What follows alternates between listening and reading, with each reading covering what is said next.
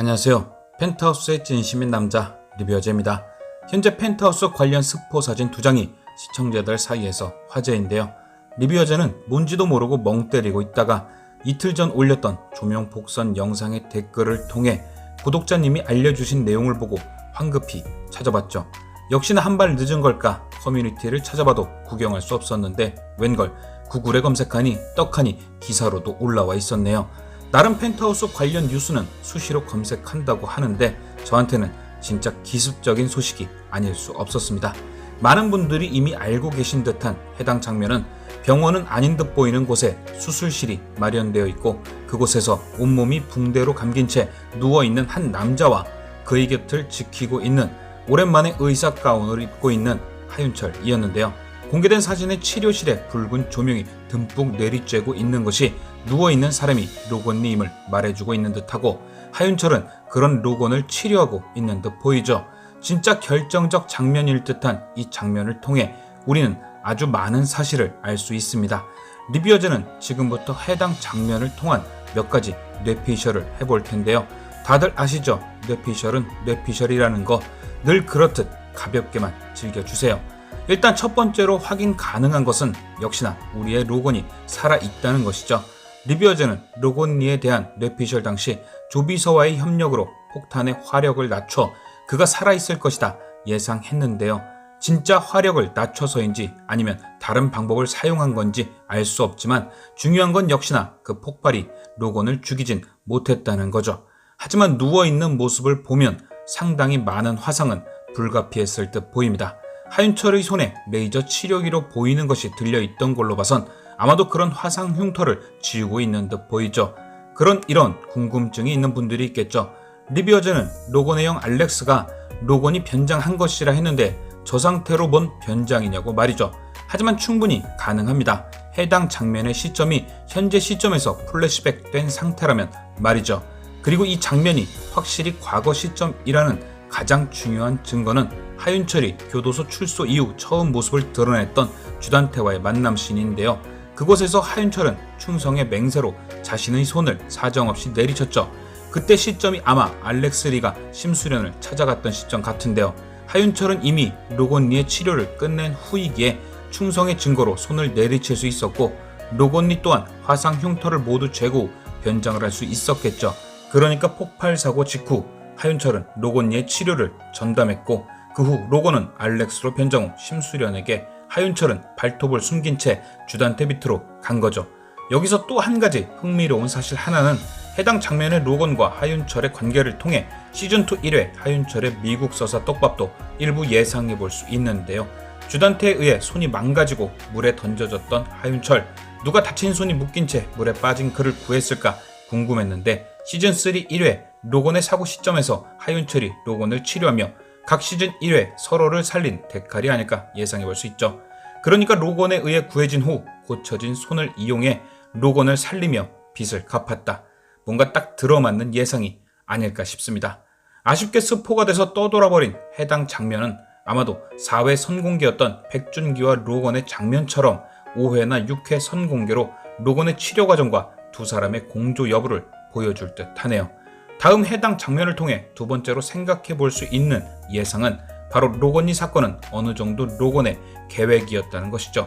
리뷰어제가 2회 직후 올렸던 뇌피셜 영상의 주장과 100% 일치하진 않겠지만 그래도 일부분은 로건의 계획이 확실히 포함된 듯 보입니다. 가장 먼저 생각해 볼 수 있는 로건의 계획이란 확신은 바로 상식적으로 계획일 수밖에 없을 것 같다인데요. 솔직히 개연성이라곤 안드로메다로 날려버리는 순혹대에서 상식으로 예상을 한다는 게 아이러니하긴 하죠. 하지만 이번 상식은 꽤 중요한 부분일 듯 한데요. 만약 로건리의 사고가 로건의 계획이 아닌 진짜 주단태에 의한 테러였고 로건리는 예상도 못했던 일이라면 그는 하윤철이 아닌 병원에 누워있어야 할 듯하죠. 펑 터지던 순간 진짜 보이지도 않는 곳까지 날아가지 않았다면 누군가의 눈에 띄었을 것이고 숨이 붙어 있었으니 119가 출동을 했겠죠. 하지만 로건은 병원이 아닌 하윤철에 의해 치료를 받았습니다. 펑 터진 직후 현장에서 사라진 것이죠. 과연 갑작스런 폭발에 사람이 화상을 입었는데 미리 계획된 일이 아니라면 숨기는 것보단 살리는 게 우선 아니었을까요? 결국 사고 직후 현장에서 사라져 죽은 것으로 꾸미고 일반 병원이 아닌 곳에서 하윤철에 의해 치료를 받는 것까지 모두 계획 안에 포함되어 있었을 듯합니다. 다음으로 이것이 계획일 것이다 라는 확신이 든 부분은 모든 것이 결국 연결된다 입니다. 그러니까 지금까지 등장했던 뭔가 이상한데 싶은 장면들을 쭉 나열해보면 묘하게 이어진다는 거죠. 일단 하윤철의 등장신부터 살펴보면 하윤철은 시즌3 2회 유동필에 의해 헤라클럽에 다시 모습을 드러냈는데요. 그는 교도소에 수감 당시 주단태의 계획에 이용되며 나올 날이 꽤 남은 듯 했었죠. 그럼에도 불구하고 빠른 등장에 과연 누가 풀어준 것일까 의문이 생기기도 했습니다. 처음에는 유동필의 소개로 등장했고 그와 밀접한 관련이 있는 듯 보여 유동필이 주단태와 싸우기 위해 그를 꺼낸 것이 아닐까라는 예상도 있었는데요. 하지만 공개된 사진으로 인해 그를 꺼낸 것이 유동필이 아닌 로건님이 확실시 되는 듯 하죠. 하윤철이 로건과 이어집니다. 두 번째로는 유동필. 유동필은 천수지구 복구 계획의 브레인으로 하윤철을 헤라클럽에 다시 불러들이죠. 그때 언제 나왔냐고 따져 묻던 주단태에게 하윤철은 오늘 나왔다는 얘기를 합니다. 그 당시에는 당연히 오늘 나왔나 보다 라고 생각했었지만 공개된 사진으로 볼 땐 그보다 훨씬 일찍 나왔다는 사실이 밝혀졌고, 그렇다면 하윤철을 불러들인 유동필은 그 상황에 대해 알고 있을 가능성이 크고, 그렇다는 건 이미 예상했던 대로 그들이 함께 움직이는 팀일 가능성도 커지죠. 유동필과 하윤철이 연결됩니다. 다음으로 조비서. 조비서는 리뷰어즈가 일찍이 시즌2부터 그의 배신을 예상했었는데요. 그래서 로건이 폭파 사건 당시도 그가 로건을 도왔을 가능성을 점쳤었죠. 그런 조비서가 역시나 배신했구나 생각 들었던 4회 창고신.